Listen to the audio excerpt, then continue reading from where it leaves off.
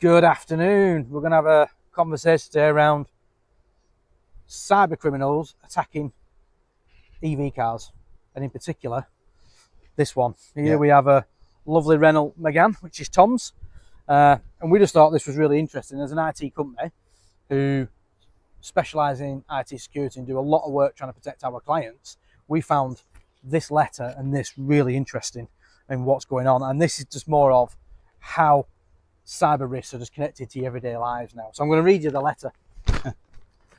Poor Tom. I'm going to read it on behalf of Tom. So Tom has been on holiday, he's come back, and he's received this letter from Renault. An email, not even a letter. Oh yeah, it's an email. So you received an email from Renault UK, and I'm going to read the letter for you. It says, "Dear Tom, we are very sorry to inform you about a cyber attack on one of our third-party providers. And what is interesting, it doesn't highlight who the third-party provider is." And I found that really interesting. "Leading to some Renault UK customers' personal data being taken from one of their systems." Interesting, it says some Renault customers. So is that just EV cars then?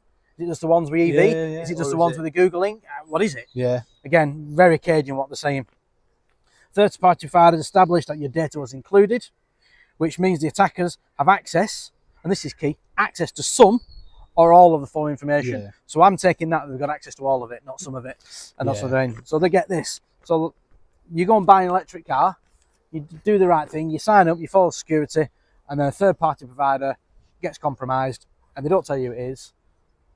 And we now have to, well, I'll say we, Tom's going to have to argue to find out who it is. But what's important is they've took his first name and surname, gender, phone number, email address, postal address, vehicle identification number, so the VIN number of the car, and vehicle registration number. And then they just basically say, sorry, refer you to terms and conditions, and then fob you off, quite frankly. Tom, that's what I'm seeing from this. Yeah. They haven't offered you any support, have they, to sign you up to anything for your credit file? All they're basically saying is just be careful of suspicious phone calls or emails. They've not even said, I've had it happen to me in the past years ago. You get signed up to Experience, like monitor your credit file, make sure you're not being a victim of, fraud or any of your identity being stolen. But it's not even really an apology. It's just this isn't our fault. We're just letting you know that we've given your data to somebody and they've lost it. Yeah, I'm reading this as a box ticking exercise. Yeah. They're just ticking a box to say that they've contacted the GDPR, and that actually, that's really poor, Renault. It's bad. Yeah. I mean, come on. Do you not care about your customers? It's just woeful. I mean, Tom's been a victim of crime. You could have done more than that. They should be, sent you. Funny enough, they've actually referred you to go to an email address and referred you to terms and conditions. Yeah. Data privacy at Renault. I mean, they're having a laugh. Data privacy at Renault. No one's replying, are they? I mean, realistically. No, but I mean, the point is this is going to keep happening. Yeah. And how far, where does it stop? And that's I don't think it stops at it, because from my perspective, as we talk around IT security a lot, but I don't expect it to happen because of a car. And I think that's probably where we've all got to be more aware now, is that so much of our lives are connected to data and the internet that you've got to be aware of everything that you're doing and understanding it. And that's the bit that frustrates me the most with Renault, is I don't know who the third party is. Yeah. And I don't even know if I've agreed to send my data to them. So I don't know why my data's gone to this third party, what the use of it is. So that's what I'm keen to try and find out this week, really, and understand.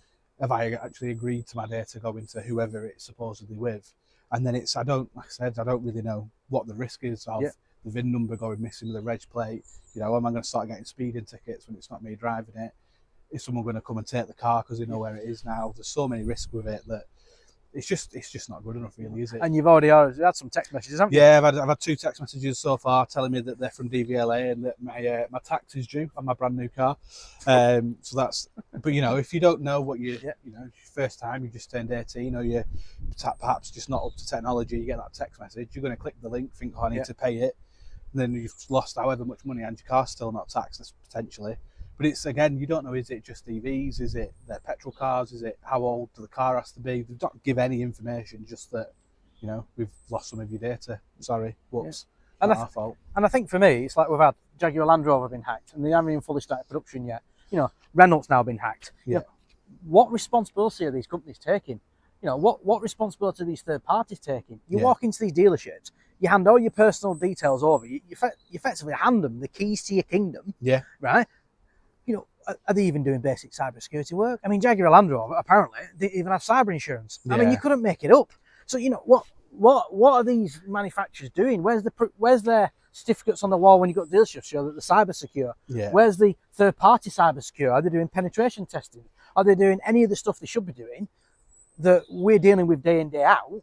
We don't even know they're doing that, but yet I just think it's poor, actually. It's poor. And I think it's going to be a more common problem. And the more cars are interconnected, the more your phones are interconnected, this problem is going to get bigger and bigger and bigger. Certainly with the AI coming out now, you know, you've already seen the new algorithms and how it's 40 or 50% times more efficient than it was 2 years ago. So you're just going to see more and more of it. That's the scary thing, isn't it? It's just getting so common. Like, we always see the big companies that are getting hacked, but how many companies every day? That's what I'd be really keen to know, is actually how many companies each day are getting hacked, no matter what size they are, because I think that's really important. And the fact they don't release those numbers, really, they just give you, you know, it's 1 in 2 or it's 50% or 51%. I want a number behind it, because I think that's when it will really start hitting home, is when people actually realise how many people are getting hit. Yeah. Because percentages, as good as they are, they just don't really paint an actual picture, do they?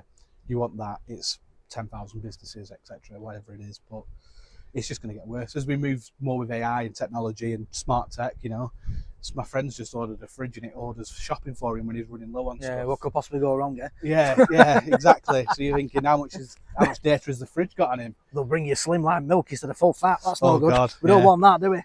I mean, what was interesting on this letter as well, one thing to point out, I thought it was actually quite cheeky of them, actually. I mean, this is my personal opinion on it. It basically says, we do not hold any financial details for you, so no bank details will form part of this cyber attack. So it's almost like they're justifying it. Yeah. So it's like, well, so it's all right, I'm having that, but don't worry, we've got no bank details, so it's okay. Yeah. Well, it's not okay. Renault, you need to do a better job. Whatever you've done, 100%. it's clearly good enough, and you need to be more transparent with your customers. The right thing to do here is come clean, tell us who the third party is, and put something in place. Whether you use Kroll or you use Experian, you should be putting something in place for people protection. It's your duty to put this right. Well, that's just my personal opinion. Yeah, obviously, I 100% agree with I'm it not the victim here, poor Tommy's. Yeah. But I mean, other than that, do you like your Renault while we're on your EV? I do. It is my first full EV as well, so it's been an experience. Yeah, tyres are up. Tyres are up, yeah. Yeah. But no, I've enjoyed it. It's been a really good car, and that's why it's more frustrating, because, you know, when it comes up to, when I look at a new car, will I look at Renault again? Not because of anything wrong with the car, but it's tarnished, isn't it? It's trust. It's about trust, isn't it? And it's, you know, do you trust what's happened? Do you trust you're getting the full story? Yeah. Do you trust it won't happen again?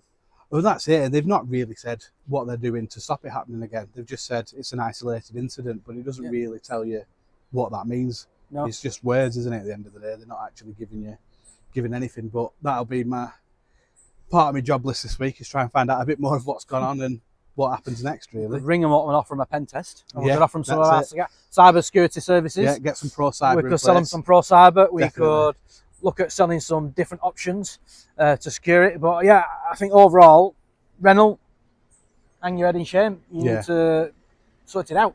But yeah, we will keep you informed when we find more information. Definitely. Thank you.